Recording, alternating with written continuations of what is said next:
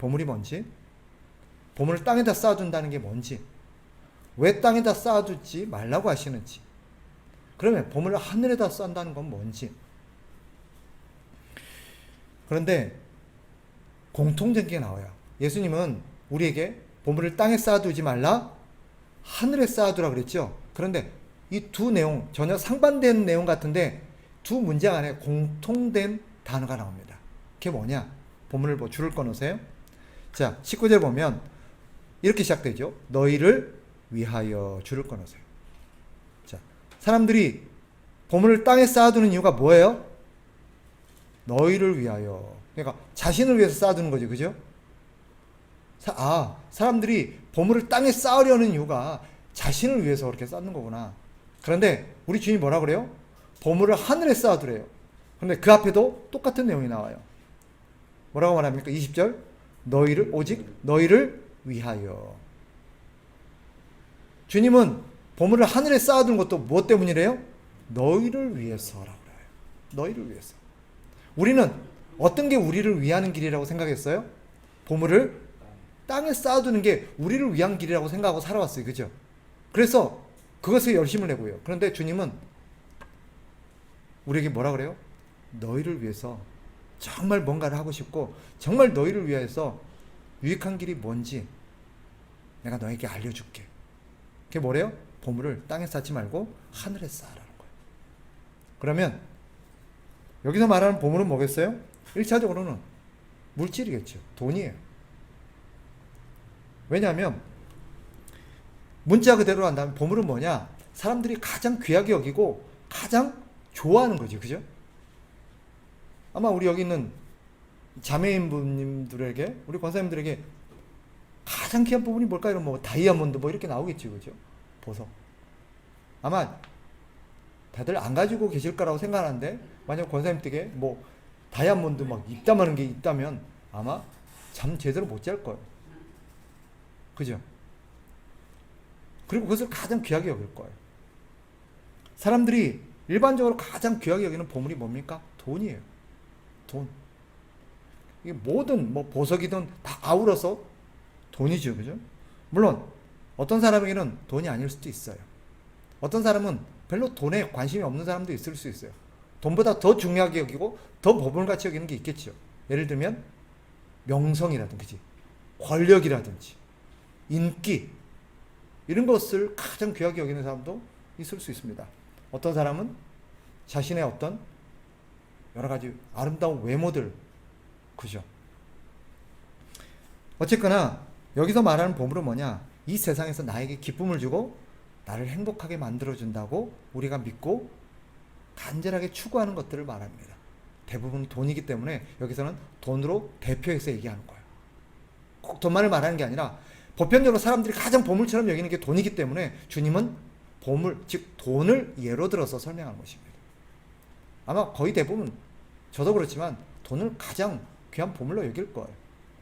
그런데 주님이 이 보물을 땅에 쌓아두지 말래요. 사람들이 보물을 그럼 땅에 왜 쌓아둬요? 쌓아둔다는 건 뭐예요? 쌓아놓고 자꾸 모아놓는 이유가 뭐예요? 나를 위해서. 이것이 나에게 나중에 유익하고 나를 행복하게 만들어주고 그래야 내가 행복할 것 같으니까 자꾸 금고에다가 은행에다가 막 돈을 쌓아두는 거예요. 그런데 주님께서는 보물을 땅에 쌓아두지 말라라고 말합니다. 보물을 땅에 쌓아두지 말라는 의미가 뭐냐? 어떤 사람들은 오해해요. 이 말을 문자 그대로 이해를 해가지고 그러면 그리스도인은 저축하면 안 되나? 그리스도인은 저축하면 안 될까요? 그런 뜻이 아니에요. 우리는 돈을 갖고 있어도 일정한 어떤 돈을 갖고 있으면 재산을 갖고 있으면 안 되나? 또 그 돈을 차곡차곡 이렇게 장래를 위해서 저축하지 말라는 뜻인가? 그렇게 이해하는 분이 있어요. 실제로 저는 목사님들 중에 그렇게 설명하는 분을 본 적이 있어요. 여기서 말하는 것은 그런 것이 아닙니다. 장래를 위해서 자녀의 교육이라든지 결혼과 여러 가지 어떤 계획들을 세워놓고 그것을 위해서 돈을 모아가는 것 자체를 여기서 하지 말라. 절대 그런 뜻이 아니에요. 또 이것은 무슨 말이냐? 하나님께서 우리에게 주신 돈도 하나님의 선물의 일종이에요. 분명한 것입니다. 하나님이 때때로 어떤 자에게 복을 주시는데 그 복 가운데 뭐가 포함되어 있어요? 돈이 포함되어 있어요. 그래서 어떤 사람들에게는 돈을 하나님께서 선물로 또 다른 어떤 사람보다 많이 주실 때가 있어요. 제가 아는 분 어떤 분도요. 그분은 하나님 은혜로 돈을 많이 벌었어요. 그 어려운 시대 속에서도 하나님이 그분에게는 돈을 계속 모으게 하세요. 그러니까 은사적으로 돈을 하나님 앞에서 많이 받은 사람이 있습니다. 그러니까 돈 자체가 나쁜 게 아니에요. 그것도 그 돈을 가지고 우리가 누린다든지 이 돈을 가지고 맛있는 걸 사 먹고 여행을 가고 이 돈을 가지고 내가 필요한 것들을 사는 것 자체를 하나님께서 하지 말라는 뜻도 아닙니다. 그럼 뭐냐? 이거예요. 오늘 본문에 이렇게 있죠. 자기를 위하여라고 되어 있죠. 그래서 여기서 주님이 말씀하시는 이 보물을 땅에 쌓아두지 말라라는 의미는 두 가지 내포하고 있습니다. 첫째, 그 돈을 너만을 위해서 쌓아두지 말라는 거예요. 돈 모아가지고 혼자 잘 먹고 잘 살라고 혼자 욕심을 채우고 혼자 어떤 행복을 위해서 돈을 쌓아놓고 그렇게 살지 말라는 거예요. 이게 돈을 땅에 쌓아두지 말라는 의미입니다. 거꾸로 말하면 돈을 하늘에 쌓아둔다는 의미가 뭔지가 우리가 좀 유추가 되죠. 그래서 뒤에 보면 그런 내용이 나오는 거예요. 두 번째, 보물을 땅에 쌓아두지 말라는 의미가 뭐냐? 그 돈에만 관심을 갖고 살아서는 안 된다는 뜻입니다. 돈을 모으는 게 나쁜 건 아니에요. 저축하는 게 잘못된 것도 아닙니다. 그런데 문제는 뭐예요? 그것에만 관심을 갖고 사는 거예요. 온통 그 사람의 관심은 어디에 있어요? 돈 모으는 데만 혈안이 되어 있어요. 하나님도 관심이 없고 신앙생활도 관심이 없고 하나님의 말씀에 따라 순종하며 사는 그런 데 관심이 없어요. 이 사람 오직 관심 뭐예요? 앉으나 서나 돈 버는 생각만 해요. 가끔 청년들이 저한테 물을 때가 있어요. 목사님, 주식하면 안 돼요? 코인 하면 안 됩니까? 그거 하면 죄인가요? 뭐라고 대답해야 돼요? 죄입니까? 주식하는 게 죄는 아니에요. 그런데 주식하는 목적과 방법이 죄가 될 수가 있어요. 주식하는 것 자체는 죄가 아니에요. 그죠? 돈을 모으는 것 자체가 죄는 아니에요. 그런데 돈을 모으려는 목적과 돈을 모으는 방법이 죄가 될 수 있는 것과 똑같아요. 정당한 방법으로 정당한 목적을 위해서 우리가 돈을 모으는 것은 권장할 만하죠. 그죠? 오히려 장래를 전혀 준비하지 않고 돈도 안 모으고 아무 뭐 대책 없이 살아가는 그런 사람은 성경적인 사람이 아니에요. 그게 믿음이 아니에요. 문제는 뭐예요? 왜 돈을 모으려는가? 두 번째, 그 돈을 모으는 방법이 어떠한가? 주식도 마찬가지입니다. 주식 자체가 죄는 아니에요. 문제는 그 주식을 하는 게 왜 하냐는 거예요. 두 번째, 그 목적 못지않게 문제가 되는 게 주식을 하는 방법입니다. 저는 가급적 청년들에게 코인이나 주식을 하지 말라라고 권합니다. 이유는 그게 죄라서가 아니라 그것이 우리에게 유익보다는 해가 많기 때문이에요. 제가 아는 거의 대부분의 사람들이 주식을 하는 대부분의 하는 사람들이 아침에 제일 먼저 눈을 뜨면 뭐부터 볼까요? 주식. 네. 그리고 그분들하고 얘기를 해보면 하루 종일 하는 얘기가 뭘까요? 어디가 유망주고 어디가 뭐 경기가 어떻고 맨날 그 얘기만 해요. 그 얘기하는 게 죄예요? 그 얘기만 하는 게 죄인 거예요. 주식을 하는 게 죄예요? 주식에만 관심을 갖는 게 죄예요. 무슨 말인지 아시겠죠? 그래서요, 사실은 그런 것들이 오늘 이 본문에 돈을 땅에 쌓아두지 말라는 것과 맥을 같이 해요. 하나님께서 돈을 자꾸 땅에 쌓아두면 우리의 관심이 어디로 쏠려요? 돈에만 쏠려요. 돈에만 쏠려요. 돈을 쌓아두는 게 잘못된 것도 아니고 돈을 저축하는 게 나쁜 게 아닌데도 우리는 어떻게 해요? 자꾸 돈이 쌓아지면 자꾸 관심이 거기 가요. 처음에 100만 원 있을 때 관심과 1000만 원 있을 때 관심은 완전히 달라요. 그죠? 1억 있어봐요. 관심이 더 달라요. 들어가는 시간도 달라요. 결국 우리 주님께서 말씀하시는 보물을 땅에 쌓아둬서는 안 되는 이유가 뭐냐? 오늘 본문과 관련해서 성경 우리에게 가르치는 이유가 있어요. 보물을 땅에 쌓아두면 안 되는 이유. 당연히 뭐겠어요? 첫째는 그것에만 관심을 가진 나머지 우리 인생을 거기에 낭비하게 된다는 거예요. 마땅히 해야 될 일이 있어요. 그죠? 남편은 남편으로서 돈도 벌어야 되고 가족들을 부양해야 되고 가족들과 시간을 보내야 되고 자녀들에게 그죠? 관심을 가지고 자녀들과 놀아주고 교육도 시키고 자녀들의 고민도 들어주고 장래들의 진로에 대해서 얘기도 하고 해야 돼요, 안 해야 돼요? 이게 마땅한 아빠의 본분이고 남편의 본분이에요. 그런데 대부분 주식하는 사람들 표현을 좀 조심해야 할 것 같아요. 안 그런 사람도 있으니까. 어떤 사람들은 어때요? 거기에만 빠져가지고 관심을 가져가지고 뭐예요? 일체 막 다른 데 관심이 없어요. 주식만 그러나요? 돈도 마찬가지예요. 표현이 좀 거칩니다만 용서하고 들으세요. 돈 버는 일에만 관심이 있는 사람들은요, 어때요? 그 자체가 나쁜 건 아니지만 그것에 너무 집중하고 거기에 관심을 쏟는 나머지 마땅히 해야 될 다른 것들에 다 소홀해지는 거예요. 심지어는 남편들이 뭐라고 말해요? 왜 돈을 번다 그래요? 남편이 돈을 버는 이유가 뭐예요? 다 뭐 내 배 부르고 내가 잘 살라고 내가 돈 모으나? 다 누구를 위해서요? 가족들을 위해서요. 그런데 가족들은 그런 남편의 말에 동의를 해야 하네요. 왜죠? 돈 버는 게 잘못된 게 아니라 거기에만 관심이 있으니까.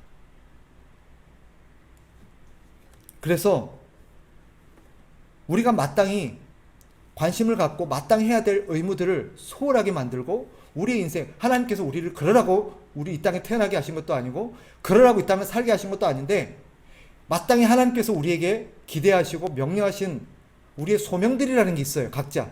그 소명들에 대해서 일체 관심이 없어져요. 다 뒷전이에요. 그래서 보물을 땅에 쌓아두지 말라고 하는 것입니다.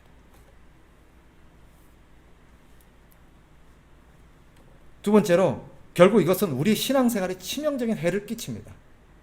왜냐하면 결국은요, 하나님께서 주신 선물이 어떻게 바뀝니까? 나중에 하나님의 자리를 빼앗아 버려요.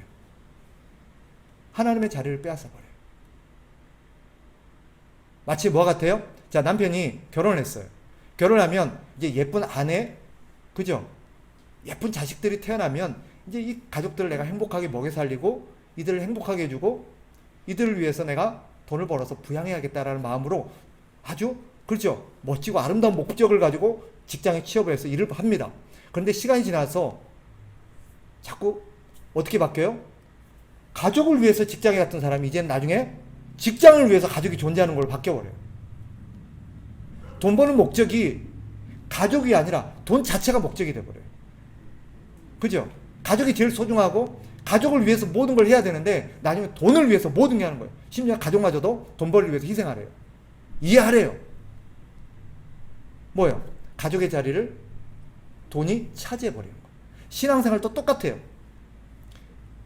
우리 믿는 사람들이 열심히 일하는 게 내가 돈 벌어서 누구를 위해서? 하나님의 영광을 위해서. 그러겠노라고? 그죠? 해요. 우리 학생들 같이만 앞으로 직장을 다니든 뭘 하든 열심히 사는 것은 하나님의 영광을 위해서다 그러면 네. 그래 놓고 직장에 가면 나중에 어떻게 돼요? 돈 번다고 바빠갖고 하나님이 뒷전으로 가요. 하나님을 위해서 돈 번다고 했던 사람들이 나중에 보면 돈벌이를 위해서 하나님 앞에 도와달래요. 하나님이 목적이 아니라 하나님이 수단으로 바뀌어버려요. 그리고 뭐가 수단이어야 될 돈이 목적으로 바뀌어버려요. 그래서 오늘 본문에 뭐라고 말해요? 보물이 있는 곳에 내 마음도 있다라고 말해요. 심지어는 우리 주님이 뭐라고 말씀하셨어요? 두 주인을 섬기지 못한다라고 말해요. 그죠? 봐봐요. 24절. 우리가 읽지는 않았지만 같이 한번 읽어봅니다. 24절. 한 사람이 시작. 한 사람이 두 주인을 섬기지 못할 것이니 혹 이를 미워하고 저를 사랑하거나 혹 이를 중히 여기고 저를 경히 여김이라. 너희가 하나님과 재물을 겸하여 섬기지 못하느니라. 자, 이 말을 어떤 사람들은 이것도 섬기고 이것도 섬기면 안 돼. 하나님만 섬겨야지. 이렇게 이해를 하는데 그런 뜻이 아니에요. 그렇게 할 수가 없다라는 거예요. 내가 돈도 열심히 벌고 하나님도 열심히 섬겨야지 이렇게 될 것 같죠? 안 된다라는 거예요. 우리는 그렇게 될 수가 있는 존재가 아니에요. 그렇게 하면 안 돼가 아니라 할 수 없다라는 말이에요. 우리가 하나님을 중하게 여기든지 돈을 중히 여기든지 둘 중에 하나밖에 안 돼요. 돈에 관심을 두고 돈을 열심히 벌어서 하나님도 내가 귀하게 섬기리라. 죄송한데 그게 안 돼요. 그러니까 하나님께서 그렇게 될 것 같지? 안 돼. 우리가 경험하셨잖아요. 우리가 지금까지 그죠? 살아오면서 다 경험했잖아요. 열심히 살던 그 순간 우리가 그만큼 하나님을 열심히 섬겼느냐? 그렇지 않아요. 항상 이 중심이 기울어요. 치우치게 돼 있어요. 돈은요, 결코 자기 자리만 머물러 있는 게 아니라 주인이 되려고 그래요. 그래서 그 사람을 장악합니다. 그리고 나중에는요, 우리가 처음에 돈을 다스리고 돈을 우리가 사용하고 돈을 우리가 주장했잖아요. 나중에 시간이 되면 어떻게 해요? 돈이 우리를 다스려요. 그리고 돈이 우리가 원하는 대로 돈을 쓰는 게 아니라 돈이 우리를 이렇게 하라 저렇게 하라 시켜요. 웃긴 얘기 같지만 사실이에요. 그래서 나중에 어떻게 돼요? 돈에 눈이 멀고 돈벌이의 목적인 사람들은 돈을 벌기 위해서 뭔가 하지 말아야 될 짓까지 하는 거예요.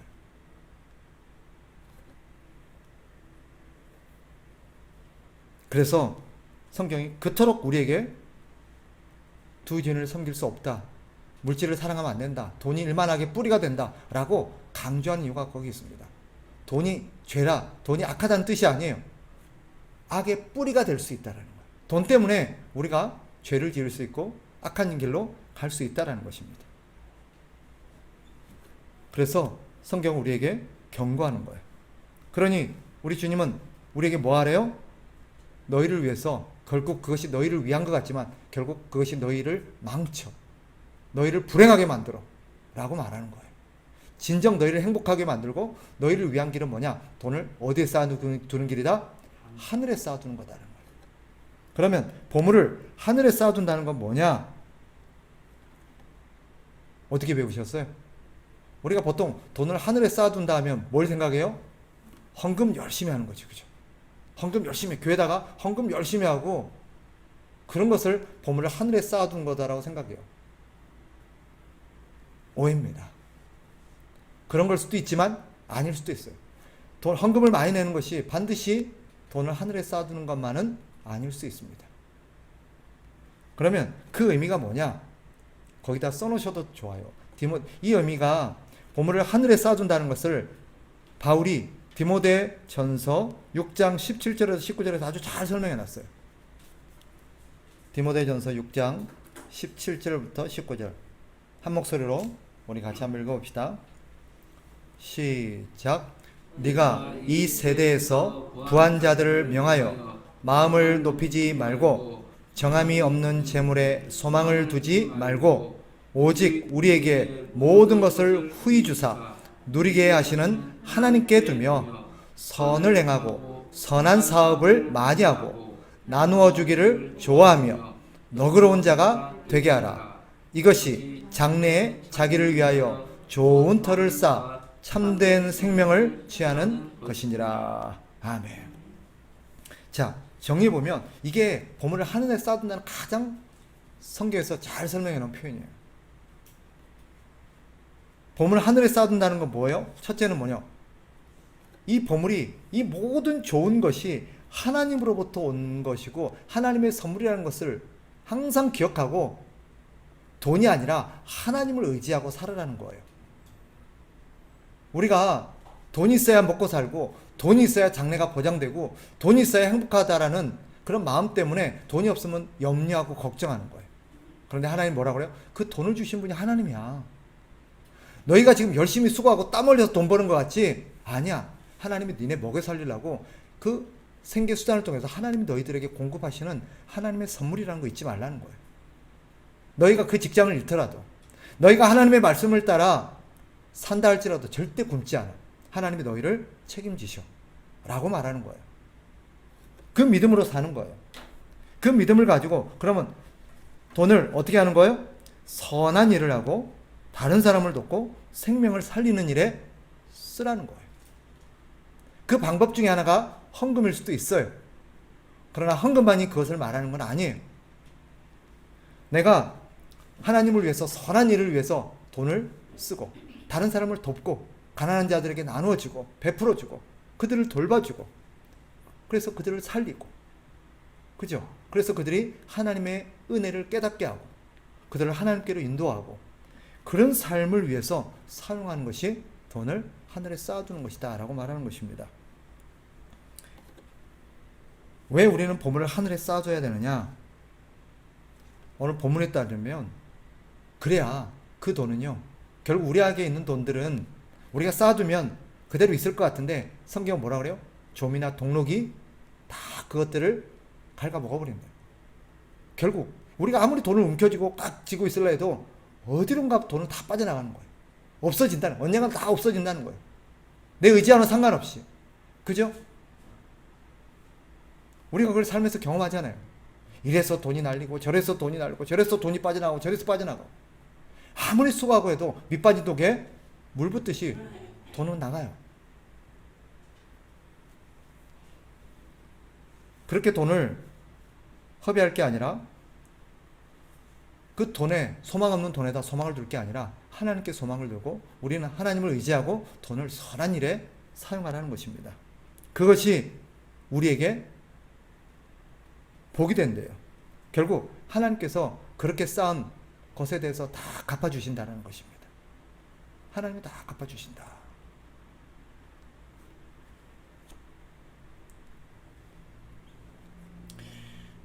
하늘에 쌓아둔 보물은요 썩어지거나 없어지지 않습니다. 우리가 사는 인생이 쟤한테 있어요. 성경에 따르면 강건하면 7, 80이래요. 이 말은 우리 생이 짧다는 뜻입니다. 언젠가는 하나님 앞에 서야 됩니다. 그리고 하나님 앞에 서는 날 하나님께서는 우리에게 뭐라고 말씀하세요? 계산하지요. 계산하자.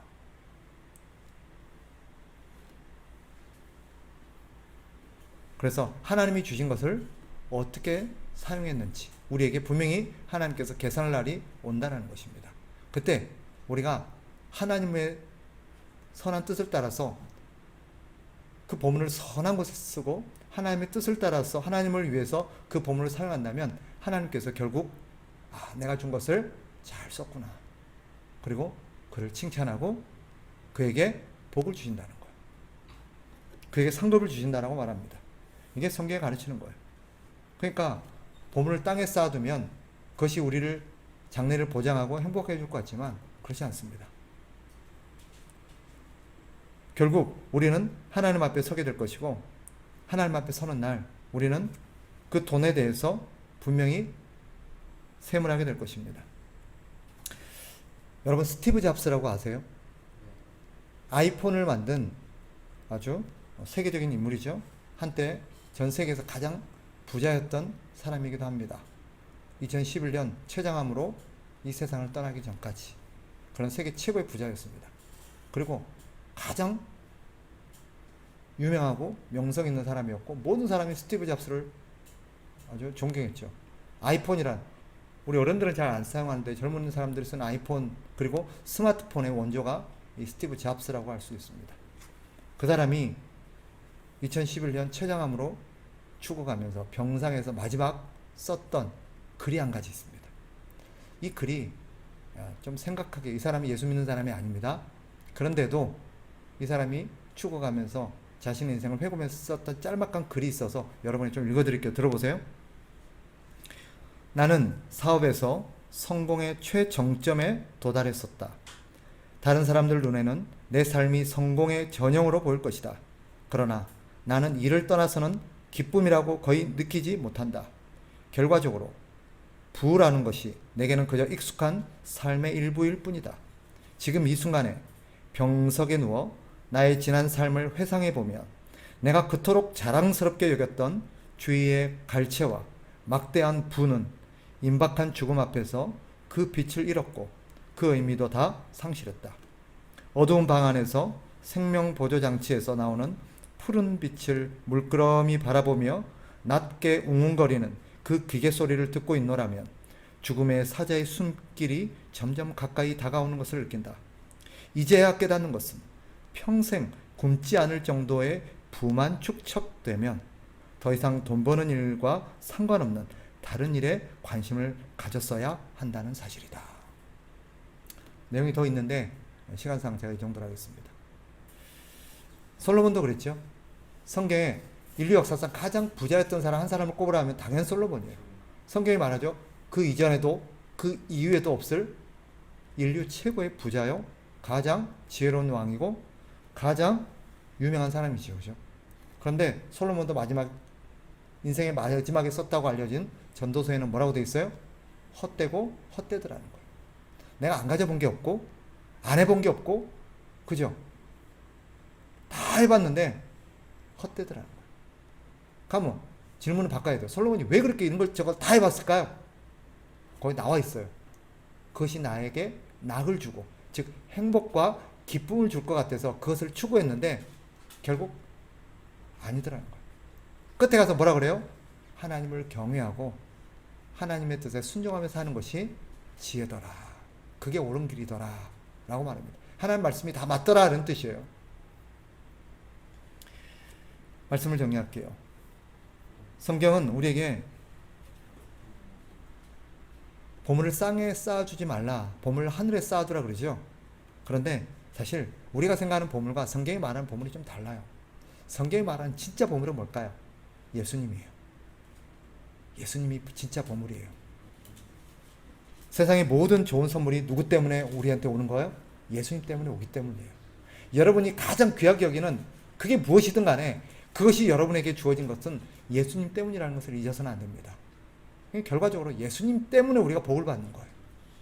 예수님이 복이죠. 그런데 사람들은 그걸 깨닫지 못해요. 바울도 한때 엉뚱한 그는 학문이 최고의 보물로 생각하고 학문을 추구하며 살아왔습니다. 그럼 그가 예수님을 만나고 나서 뭐라고 고백합니까? 빌립보서 3장 7절 8절 들어보세요. 그러나 무엇이든지 내가 유익하던 것을 내가 그리스도를 위하여 다 해로 여길 뿐더러 또한 모든 것을 해로 여김은 내 주 그리스도 예수를 아는 지식이 가장 고상하기 때문이라. 내가 그를 위하여 모든 것을 잃어버리고 배설물로 여김은 그리스도를 얻고. 결국 뭐라 그래요? 내가 그리스도를 얻기 위해서 남은 일 다 배설물로 버렸다. 왜? 그리스도가 가장 귀한 거라는 것을 깨달았기 때문입니다. 기억하십시오. 우리는 언젠가 인생의 끝이 옵니다. 이제 모르겠어요. 우리 권사님 연배쯤 되시면 대부분 인생을 회고하면서 인생을 평가하게 될 거라고 생각이 들어요. 그리고 내가 내 인생을 값지고 보람있게 살았는지 아니면 헛되다, 공허하다, 헛살았다 이렇게 표현할지 이제 갈려질 때가 된다고 생각합니다. 많은 제 주변의 어른들을 만나보면 허무하대요. 내가 뭘 위해 살았는지 모르겠대요. 그분들이 열심히 안 살아서 그래요? 아니요. 나름 중력까지 올라가고 다들 나름대로 뭔가 이루었던 사람들이에요. 그런데도 이제 죽음이 임박하고 살 날이 얼마 남지 않고 인생을 쭉 반추해 보니까 어때요? 허무하더라는 거예요. 왜? 남는 게 없거든요. 성경은 우리에게 뭐라 가르칩니까? 오직 그리스도를 위한 것만 영원하다고 말합니다. 여러분들이 얼마를 가졌던, 얼마를 썼던, 무엇을 소유하고 어떤 업적을 남겼던 그것이 그리스도를 위하고 하나님을 위한 것이 아니라면 다 배설물과 같은 거예요. 우리 하나님께는 오직 무엇만이 기억됩니까? 주를 위해 살았던 흔적만이 기억되고 그것만이 저와 여러분의 유산이고 보물인 줄 믿습니다. 네. 남은 생애라도 우리가 하나님을 위해서 값지게 삽시다. 그리고 하나님을 위해서 많이 사람들을 돕고 베풀고 사람들을 우리가 도와줍시다. 네. 그래서 그 사람들 한 사람 한 사람 생명을 살리고 그들을 도와주고 그들이 나로 인해서 행복해지고 그것이 남는 거예요. 그것이 우리의 진정한 유산이 되는 것입니다. 그런 유산을 많이 남기는 저와 우리 여러분 되시기를 주의 이름으로 축복합니다.